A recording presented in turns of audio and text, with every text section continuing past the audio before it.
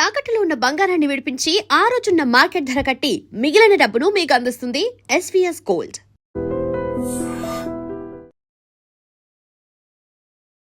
నమస్తే, welcome to I dream talking point with కవిత.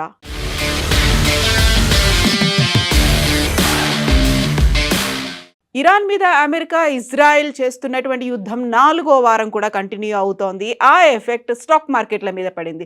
సోమవారం ప్రారంభమైనటువంటి స్టాక్ మార్కెట్ ట్రేడింగ్లో ప్రకంపనలు చోటు చేసుకున్నాయి.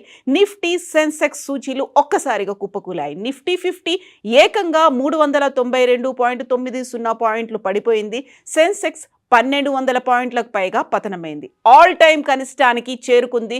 రూపాయి మారకపు విలువ డాలర్తో పోలిస్తే 33 పైసలు పతనమై 93.86 రూపాయలకు పడిపోయింది రూపాయి విలువ. పశ్చిమాసియాలో ఘర్షణల నేపథ్యంలో మరింత పతనమైంది రూపాయి విలువ. అంతర్జాతీయ మార్కెట్ల బలహీన సంకేతాలకు తోడు దేశీయంగా నెలకొన్న అనిశ్చితితో ఇన్వెస్టర్లు భారీగా అమ్మకాలకు మొగ్గు చూపారు. ఫలితంగా నిఫ్టీ, సెన్సెక్స్ కీలక మద్దతు స్థాయిలను కోల్పోయి భారీ పతనాన్ని నమోదు చేశాయి. ఈ భారీ పతనం వల్ల ఇన్వెస్టర్ల సంపద దాదాపు 5 లక్షల కోట్లు ఆవిరైనట్లు అంచనా వేస్తున్నారు మార్కెట్ రంగ నిపుణులు. పశ్చిమాసియాలో పెరుగుతున్న ఉద్రిక్తతలు, ముఖ్యంగా ఇరాన్ ఇంధన వనరులపై దాడులు జరిగే అవకాశం ఉందన్న వార్తలు ప్రపంచ మార్కెట్లను కుదిపేశాయి. అమెరికా జోక్యం కూడా పెరగడంతో ముడి చమురు ధరలు, క్రూడాయిల్ ధరలు ఒక్కసారిగా పెరిగాయి. ఇది భారత్ వంటి చమురు దిగుమతి చేసుకునే దేశాల ఆర్థిక వ్యవస్థపై ప్రతికూల ప్రభావం చూపుతుందన్న ఆందోళనతో ఇన్వెస్టర్లు భారీగా షేర్లను విక్రయించారు.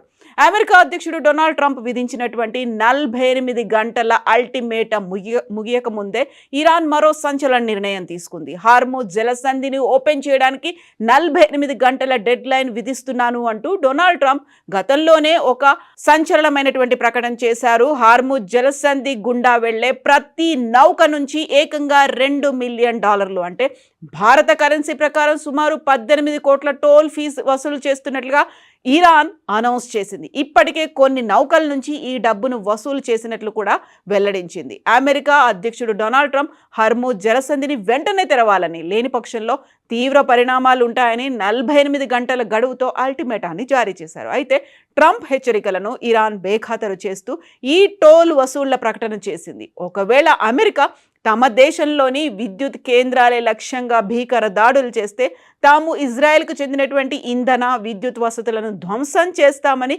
ఇరాన్ ప్రతి సవాల్ చేసింది. ఇరాన్ ఇజ్రాయెల్ యుద్ధం ప్రపంచవ్యాప్తంగా చమురు సెగలు పుట్టిస్తున్న వేళ అమెరికా సంచలన ప్రకటన చేసింది. ఇరాన్ శత్రువులను తుదముట్టించడానికి మా దగ్గర నిధుల కొరత లేదు, ఎంతైనా ఖర్చు చేస్తామంటూ సాక్షాత్తు America treasury chief Scott Besant ప్రపంచ దేశాలకు సంకేతాలు ఇచ్చారు. యుద్ధం మొదలైన కేవలం 6 రోజుల్లోనే ఏకంగా $11 బిలియన్, అంటే భారతదేశ కరెన్సీ ప్రకారం 94,000 కోట్లు ఖర్చయింది.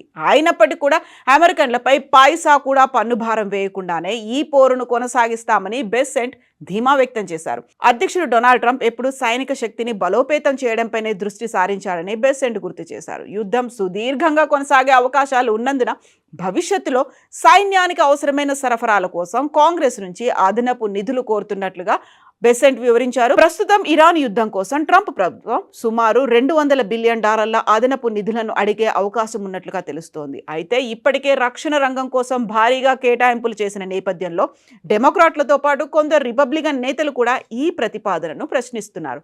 గత నెలలోనే ట్రంప్ సుమారు $840 బిలియన్ భారీ రక్షణ బడ్జెట్పై సంతకాలు చేశారు. ఖరీదైనటువంటి ఈ యుద్ధం 6 రోజుల్లోనే $11 బిలియన్ ఖర్చవడం మీద ఇప్పుడు ఆందోళన కూడా వ్యక్తమవుతోంది.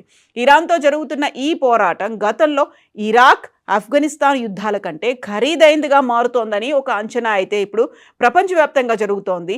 అయినప్పటికీ కూడా అమెరికాతో చర్చలు జరపడం అనేది ఇక ముగిసిపోయిన అధ్యాయం అనేటువంటి ఒక మాటని ఇరాన్ విదేశాంగ మంత్రి అబ్బాస్ అరాగ్జీ తేల్చి చెప్పేశారు.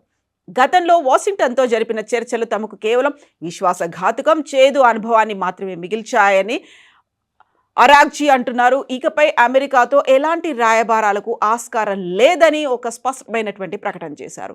గతంలో అమెరికాతో కుదిరినటువంటి అణు ఒప్పందం నుంచి అమెరికా ఏకపక్షంగా వైదొలగడాన్ని ప్రస్తావిస్తూ అరాగ్జీ ఈ వ్యాఖ్యలు చేశారు. ఇచ్చిన మాటపై నిలబడే నైజం అమెరికాకు లేదని, కేవలం మోసపూరిత ధోరణి ప్రదర్శిస్తోందని అరాగ్జీ అంటున్నారు. అమెరికా అధ్యక్షుడు డొనాల్డ్ ట్రంప్ విధిస్తున్న 48 గంటల గడువు, అల్టిమేటం వంటి బెదిరింపులకు ఇరాన్ లొంగిపోదనే మాటని స్పష్టం చేస్తున్నారు. తమ దేశ ప్రయోజనాల పరిరక్షణకు ఎలాంటి నిర్ణయం తీసుకోవడానికి సిద్ధమైనా ఇరాన్ సంసిద్ధంగా ఉంటుంది అనేటువంటి మాటని హెచ్చరికలుగా ఇప్పుడైతే వెల్లడిస్తున్నారు. యాక్చువల్గా 4వ వారం కూడా కంటిన్యూ అవుతోంది. 3 నుంచి 4 వారాల్లో ఈ యుద్ధం ముగిసే అవకాశాలు ఉన్నాయని గతంలోనే డొనాల్డ్ ట్రంప్ చెప్పినటువంటి నేపథ్యంలో ఇది ఇంకెంతకాలం కొనసాగుతుంది, ఎంతకాలం కొనసాగినా తమకు నిధుల కొరత లేదనేటువంటి మాట అమెరికా చెప్తోంది. బట్ అక్కడున్నటువంటి కాంగ్రెస్ కావచ్చు, అక్కడున్నటువంటి ఇతర నేతలు, ప్రజలు మాత్రం దీని మీద ఆందోళన వ్యక్తం చేస్తున్నారు అనేటువంటి మాటలు అయితే వినిపిస్తున్నాయి.